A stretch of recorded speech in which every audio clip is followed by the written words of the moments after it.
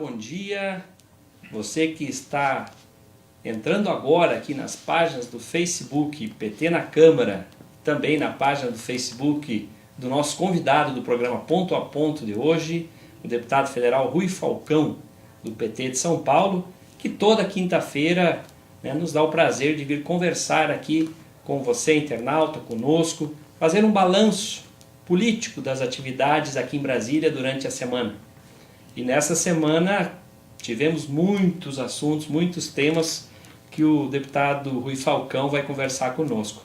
Mas pedimos que você, que está entrando agora aqui na página do Facebook PT na Câmara e também na página do deputado federal Rui Falcão, curta, comente e compartilhe essa publicação. Chame seus amigos para conhecer as redes sociais do deputado federal Rui Falcão, Twitter, Facebook, enfim, todos os canais que o deputado Rui Falcão disponibiliza na internet para dialogar, né, com você, cidadão brasileiro.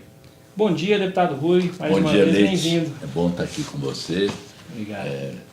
Você acompanha os assuntos da semana, sempre muito atento, e permite que a gente faça esse balanço semanal, que é muito útil para interagir com os eleitores, as eleitoras e o pessoal também que gosta de saber como está a vida nacional, os problemas da economia, da política, do nosso país. Então é bom estar aqui de novo. Que bom.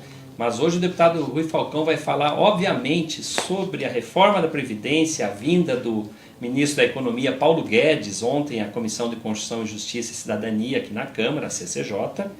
Mas antes disso, o deputado vai conversar conosco sobre salário mínimo, né? Um tema que diz respeito à maioria, diria assim, da população brasileira, que é a política de valorização do salário mínimo. Deputado, ontem o senhor participou, né, como membro da Comissão de Finanças e Tributação, a CFT, e apresentou uma proposta lá que foi aprovada, né, deputado?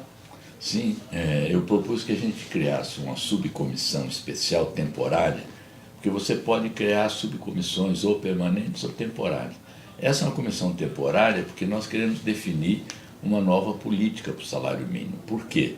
Durante os governos do PT, foi promulgada uma lei que garantia a atualização do salário mínimo ano a ano pela inflação e mais a taxa de crescimento do PIB, que é o que mede a produtividade da economia também, e essa lei ela teve sua vigência encerrada este ano. Então cabe agora ao governo federal dizer qual é a sua política para o salário mínimo. E nós entendemos que a política de valorização ela precisa ser mantida. Seja por critério for, a gente tem que ter uma reposição do valor real do salário mínimo. Porque o salário mínimo ele é um preço que condiciona várias outras formas de vida no país. São as aposentadorias, é o reajuste salarial, tem os salários mínimos regionais. E houve uma oposição na comissão, e eu tive que, inclusive, flexibilizar a minha proposta. Olha. Que eu dizia, subcomissão para discutir a política de valorização do salário mínimo. E houve uma objeção de que se discutisse a valorização. Então, como para mim seria a mesma coisa, o importante é fazer o debate, então vamos fazer uma subcomissão para discutir uma política para o salário mínimo. Porque tem um atraso que os economistas, mesmo os conservadores, já superaram, de dizer que aumentar o salário mínimo gera inflação. Durante os governos Lula ficou comprovado que não só a política de valorização do salário mínimo contribuiu para distribuir renda, para reduzir a desigualdade social medida pelo coeficiente de Gini, como também ativou os negócios, contribuiu para gerar empregos, foi um período de grande crescimento econômico. Então nós não queríamos que o salário mínimo ficasse congelado, como parece ser a intenção do governo Bolsonaro. Ontem, aliás, durante a audiência com o ministro Paulo Guedes, essa pergunta foi feita a ele. Qual é a política que os senhores vão apresentar para o salário mínimo? Porque até o dia 30 de abril, o governo tem que mandar aqui para a Câmara a lei de diretrizes orçamentárias, que vai fixar parâmetros para vários valores, para várias políticas, inclusive do salário mínimo. Por isso eu estou com essa premência, essa urgência de a gente começar a discutir agora, para já na lei de diretrizes orçamentárias saber como é que o governo pretende editar essa política. Nós queremos que seja mantida a valorização. E o senhor lembrou bem, né, deputado Rui Falcão, que nas épocas dos governos de Lula e Dilma, o salário mínimo sempre cresceu, inclusive, acima da inflação, né? Nos 10 anos, medindo 10 anos, somando o governo Lula e Dilma, havia uma valorização já de 71% do salário mínimo. 71%. 71%. Isso foi importante porque reduziu um pouco a desigualdade social e aumentou a renda que circulava na sociedade também. Você sabe que em boa parte dos pequenos municípios brasileiros, mais do que o repasse do Fundo de Participação dos Municípios, o que movimenta a economia é o salário mínimo, são as aposentadorias e pensões, o benefício de prestação continuada e o Bolsa Família. São valores que agora, pela política de arroxo, de ajuste fiscal do ministro Paulo Guedes, eles querem reduzir. Daí, eu acho que a semana que vem tem a marcha dos prefeitos. Sim. Certamente isso vai estar em pauta também. Com certeza.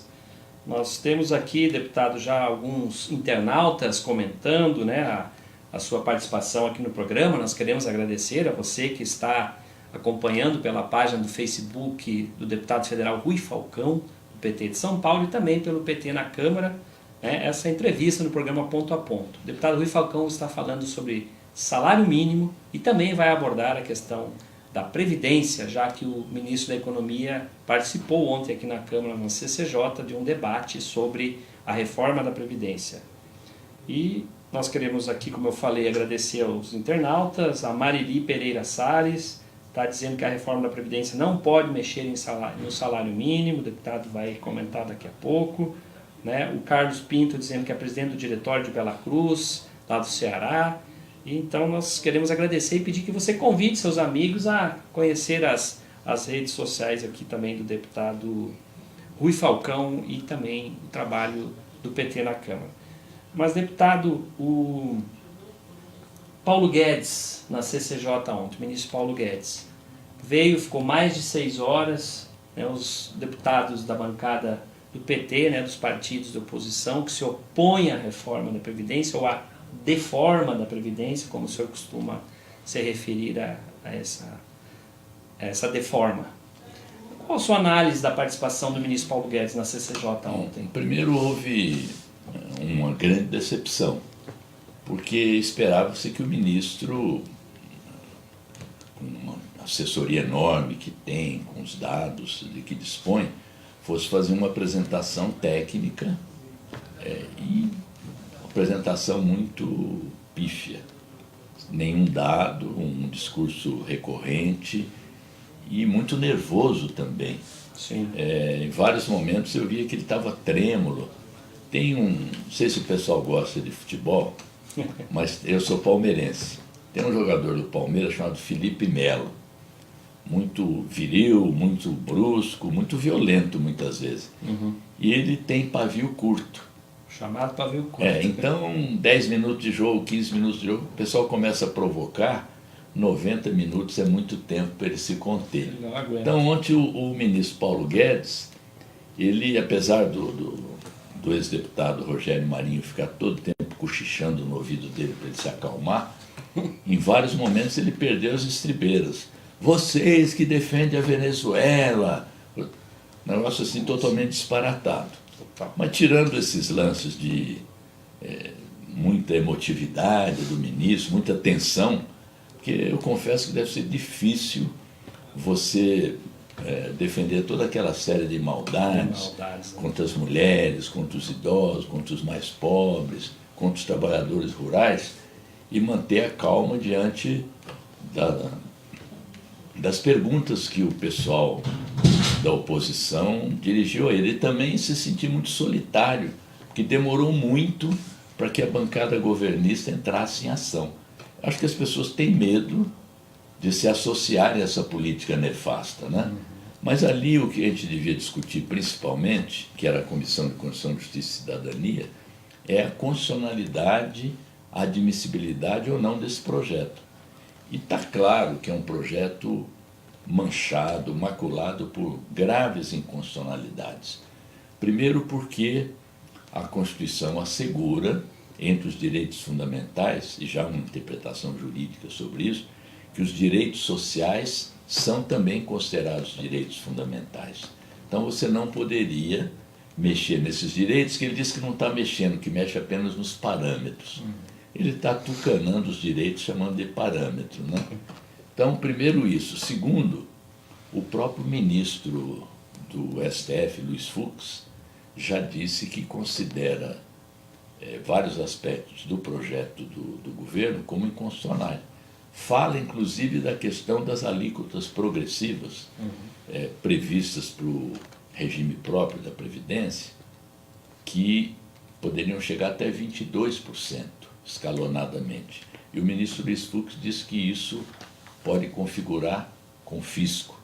Então, nós vamos apresentar, inclusive, na CCJ, na semana que vem, quando começar o debate na comissão propriamente, no momento da votação sobre a constitucionalidade ou admissibilidade, nós vamos apresentar um voto em separado, considerando a PEC 06 inconstitucional e, portanto, não poderia ser votado, porque tem cláusulas pétreas, inclusive, sendo modificadas. E as cláusulas pétreas, elas só podem ser mudadas através de um novo processo constituinte e não através de emendas à Constituição. Parece uma questão técnica, mas são questões de princípio, porque a Constituição brasileira ela tem sido seguidamente violada. Ela foi violada no processo do impeachment, foi violada quando da prisão injusta, sem culpa, sem prova, sem crime do presidente Lula, foi violada quando se impediu a candidatura do presidente Lula. Então são violações sucessivas que afetam a democracia brasileira. A última delas foi o presidente da República orientar para que houvesse comemorações do dia 1º de abril, que eles dizem que é 31 de março. Eu digo que é 1º de abril porque é uma revolução mentirosa, foi um golpe. Ao fazer isso, ele está cometendo um crime de responsabilidade. E agora há também um vídeo que foi divulgado, aparentemente por determinação da presidência, que também constitui uma ilegalidade flagrante. Então, essa questão da Previdência, para além dos aspectos de conteúdo, que nós vamos discutir na Comissão de Finanças e Tributação, que é a comissão de mérito, tem esses aspectos de inconstitucionalidade que precisam ser apontados, e nós temos feito isso com muita propriedade. Nós estamos ao vivo com o deputado federal Rui Falcão. Para você que está chegando agora, acompanhando a transmissão pelas páginas do Facebook do deputado Rui Falcão e pelo PT na Câmara, conversando sobre reforma da Previdência, sobre salário mínimo, e como fica a sua aposentadoria com essa proposta de emenda à Constituição, que é inconstitucional, como já acabou de afirmar aqui o deputado Rui Falcão. Os nossos internautas estão comentando aqui, né? Então, o Sérgio Cardoso fala que a reforma tem que começar taxando as grandes fortunas, os lucros de bancos e devedores em geral. O Enio Ferreira, por sua vez, comenta que Paulo Guedes só quer proteger os poderosos, né? E a Lourdes Rolim Santana diz que não tem outro jeito, outra solução. Somente Deus e nosso Lula de novo para melhorar o nosso Brasil, e chamam Lula livre. Nós vamos conversar sobre isso também aqui no nossa conversa com o deputado Rui Falcão. Deputado, mas voltando à reforma da Previdência, né, ontem, como o senhor disse, o Paulo Guedes não entrou no mérito da proposta, né, se desequilibrou várias vezes. A bancada do PT teve uma posição firme, né? Cada parlamentar que se manifestou deixou clara a posição do partido e da sociedade, né? Das centrais sindicais, dos movimentos sociais, né? Porque o povo brasileiro não quer essa reforma que não vai melhorar em nada, ao contrário, né? A vida das pessoas. Deputado. Então, mas você vê como é importante essa nossa interação com os internautas, né? Esses que estão aqui participando dizem o seguinte: mais importante é tributar as grandes fortunas e tal. Veja. Sérgio Cardoso. Quais são os dois argumentos principais do ministro que ele repisou seguidamente. Primeiro, se não houver a reforma da Previdência, o país vai quebrar. Isso não é verdade. Há o programa fiscal, realmente, e outra que é uma reforma para combater privilégios. São duas falsidades, para não dizer mentira, que ele se ofende quando diz que está mentindo, né? Mas então, qual o primeiro caminho para você enfrentar a crise fiscal? Em vez de só pensar em cortar direitos e despesas, vamos pensar na arrecadação. E a arrecadação tem tido dificuldades por quê? Porque tem desemprego, porque o crédito está congelado, porque o orçamento público foi congelado por 20 anos ainda durante o governo Temer, do qual esse governo aqui é uma continuidade em vários sentidos. Então nós vamos pensar na arrecadação. Para pensar na arrecadação, você tem várias formas. Por exemplo, a taxação de lucros e dividendos. O Brasil já taxou dividendos até 1995, quando Fernando Henrique, a pretexto de sobrar dinheiro para investimento, isentou os dividendos de taxação. Na época era 15% sobre os dividendos. E o Brasil hoje está na companhia apenas da Estônia. São os dois únicos países do mundo que não taxam dividendos. A outra coisa, você não precisaria nem fazer um projeto de lei, você poderia fazer uma resolução do Senado Federal para permitir a mudança do teto do imposto sobre grandes heranças. Aqui no Brasil, o imposto sobre heranças vai de 4% a 8%. É um teto muito baixo. Em outros países vai a 30%, 35%. Você está falando de grandes heranças, né? Grandes heranças. Eu não estou falando da viúva que tem uma casinha, do cara que tem uma gleba de terra e deixa para os filhos. Não, estou falando de grandes heranças. Aqueles proprietários de 100 apartamentos em São Paulo, milhares de hectares de terra que depois fica para os filhos, milhares e milhares de cabeças de gado. São grandes fortunas que depois fica para os herdeiros, e o imposto sobre transmissão de bens imóveis tem esse teto de 8%. A outra coisa é o próprio imposto de renda. Você sabe que o nosso imposto de renda aqui no Brasil, a política tributária, mais de 50% da arrecadação incide sobre o consumo. Quando nos outros países, Estados Unidos, por exemplo, o imposto sobre o consumo contribui com 12% da arrecadação geral. Aqui no Brasil é mais de 50%. Ora, você sabe que a população mais pobre, ela não poupa, ela gasta tudo o que recebe, o pouco que recebe, em comida, em roupa, em transporte. Então, se você transfere o peso do imposto de consumo sobre o patrimônio e a renda, você também muda um pouco, você melhora a situação social do país. E nós precisamos ter alíquotas progressivas no imposto de renda. Aqui é 27,5% a alíquota máxima. Você pode isentar do imposto de renda quem ganha até 5 salários mínimos e compensar largamente para quem ganha acima de 50, 100 mil reais por mês. Então, tem razão o Sérgio Cardoso, né? Sérgio Cardoso. Quando diz que a gente deveria começar por aí. Mas não é o que o ministro está falando. Ele diz que isso vem depois. Agora, para alguém que nunca gerou um emprego, para alguém que foi um dos fundadores de um banco, sempre viveu da especulação, e que tem, inclusive, vamos dar a ele a presunção de inocência que não deram ao Lula. Sim. Mas ele está sendo acusado de ter fraudado quando era gestor de um dos fundos ligados a bancos. Então ele não tem essa compreensão, essa sensibilidade social. Ele tem lado. Ele não gosta que diga isso, ele diz que ele não tem ideologia. Mas ele tem ideologia neoliberal, ele foi formado pela Escola de Chicago, ele admirou o regime Pinochet, que aliás fez uma reforma da Previdência totalmente fracassada, por causa da política de capitalização. Que ele defende aqui, né, deputado? Ontem ele tergiversou sobre isso. Então ele realmente não está preocupado com isso. Ontem, aliás, ele deu a entender que vai ceder na política do benefício de prestação continuada, provavelmente vai ceder na questão das aposentadorias rurais, porque esse pacote, tal como está apresentado, nem os partidos que constituem base do governo estão dispostos a votar. E eu acho que o nome de quem vai votar essa maldade terrível contra a maioria dos trabalhadores e trabalhadoras vai aparecer. E isso depois é cobrado na eleição.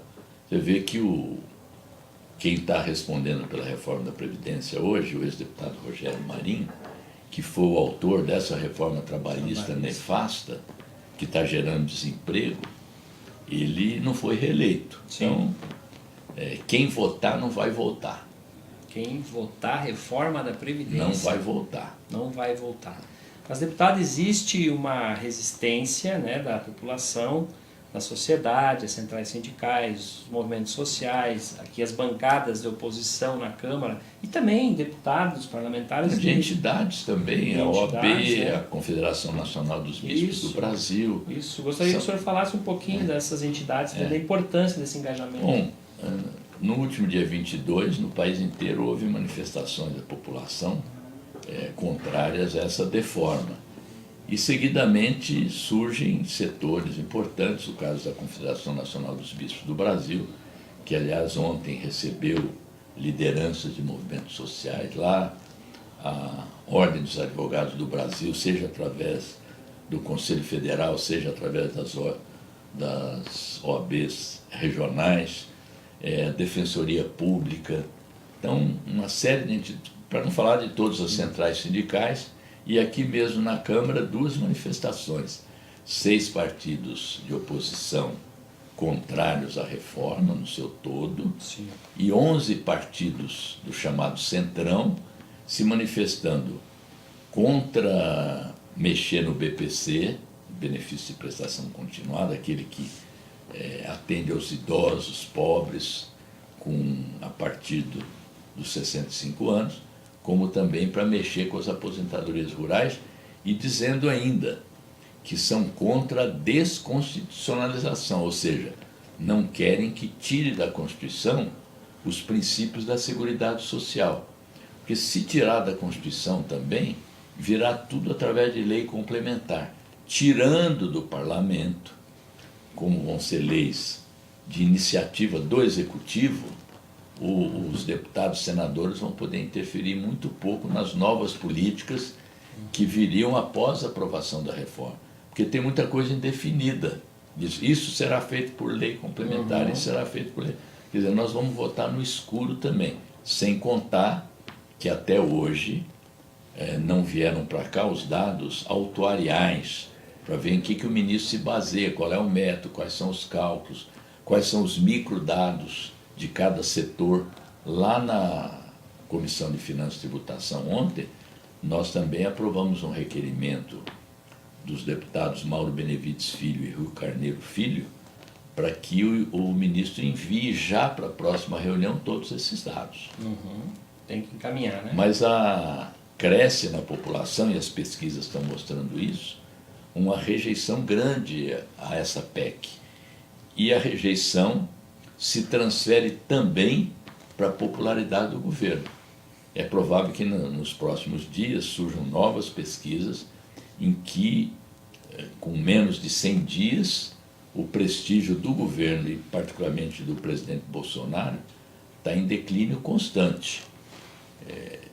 Agrava o fato de que essa reforma, ela em nenhum momento foi apresentada na campanha eleitoral.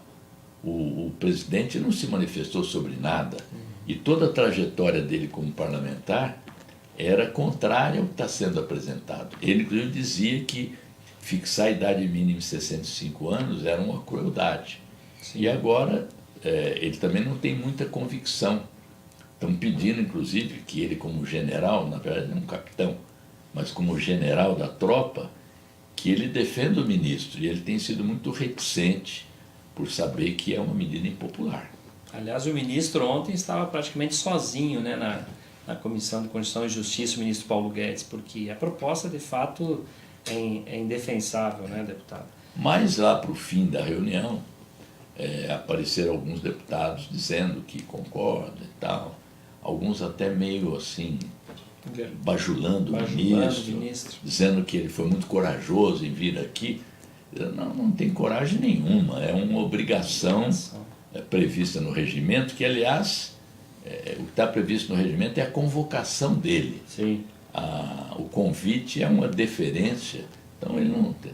Coragem é fazer essa proposta que afeta a maioria da população, tirando direitos. Aí sim é preciso ter coragem para fazer isso. Nós estamos conversando ao vivo no programa Ponto a Ponto com o deputado federal Rui Falcão, do PT de São Paulo. E você está acompanhando essa transmissão pelo Facebook PT na Câmara e também pela página do deputado federal Rui Falcão.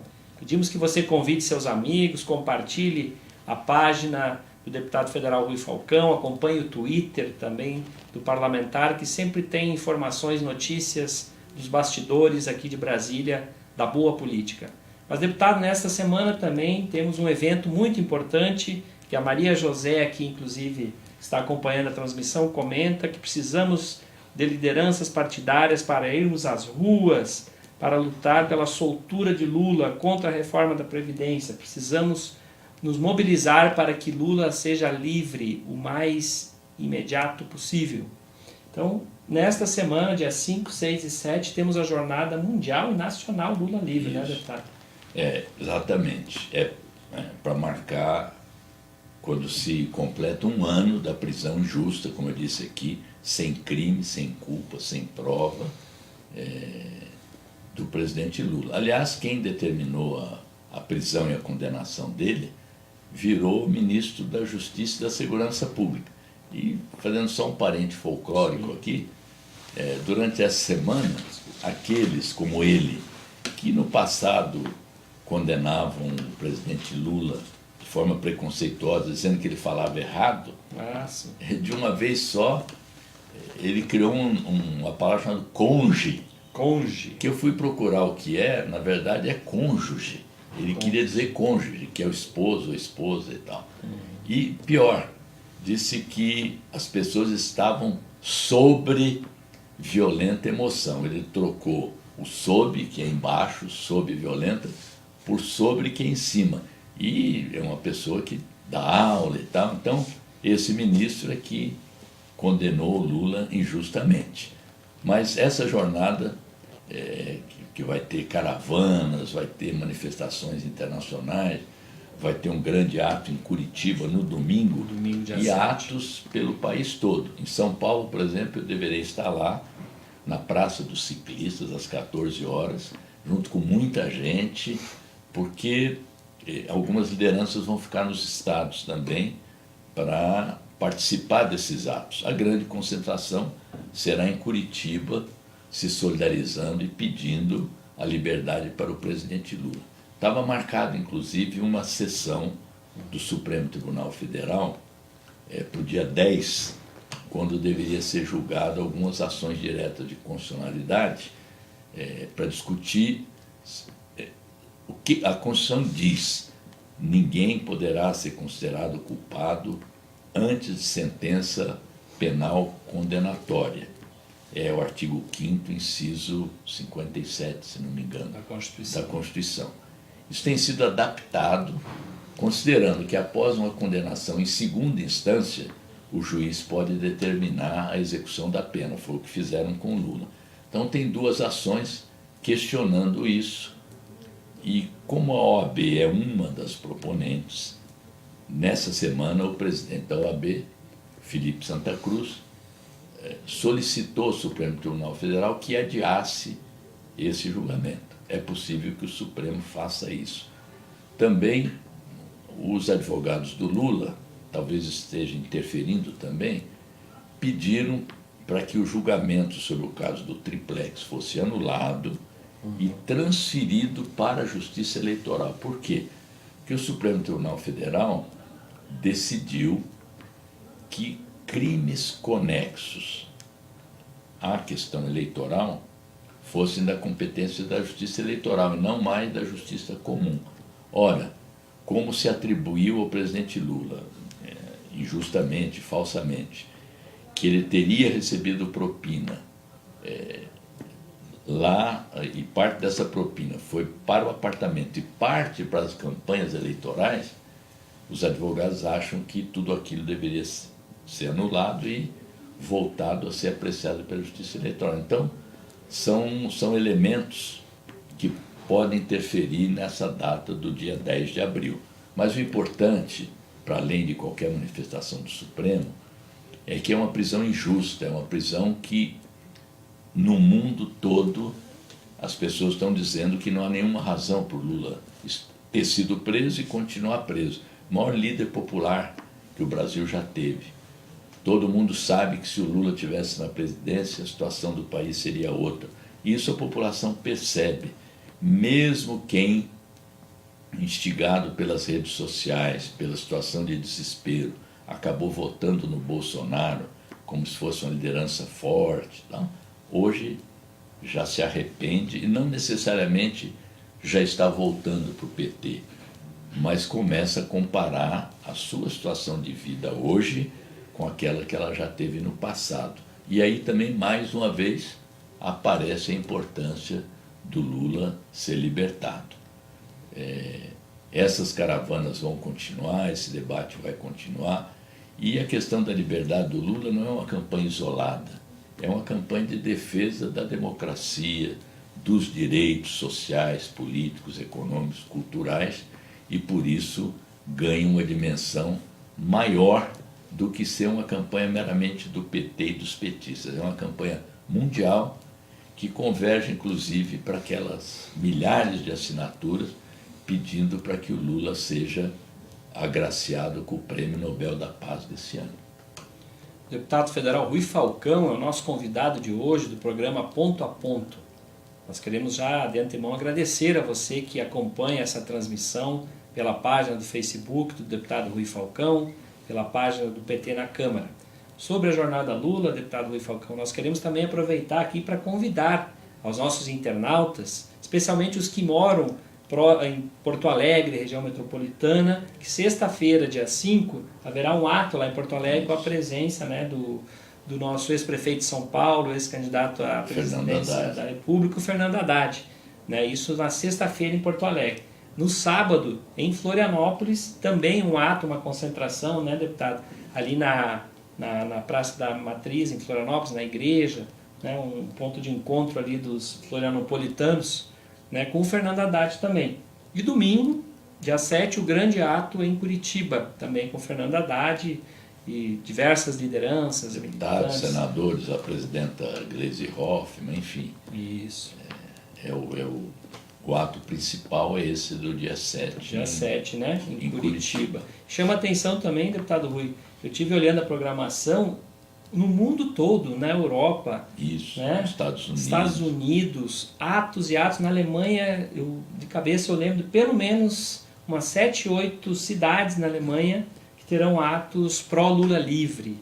Então, de fato, o mundo quer sim Lula livre, o Brasil quer Lula livre, porque, como disse o deputado federal Rui Falcão, é uma prisão sem provas, né? Não houve crime e Lula está lá já há quase um ano pagando aquilo que não deve. Deputado Rui Falcão, o senhor quer ainda fazer algum comentário? Não, queria agradecer vocês aqui e dizer não a reforma da Previdência, que se transformou numa questão de fé para o governo. Eu tenho dito o seguinte, para o governo Bolsonaro, a reforma da Previdência está sendo encarada como uma espécie de reforma da Providência. Então, não essa deforma, Lula livre e até a próxima semana. Obrigado pela participação de vocês. Muito obrigado. Lula livre. E acompanhe a programação Lula Livre pelos canais do PT Nacional, pelas páginas dos deputados, dos parlamentares, pelo PT na Câmara. Um bom dia, uma boa quinta-feira.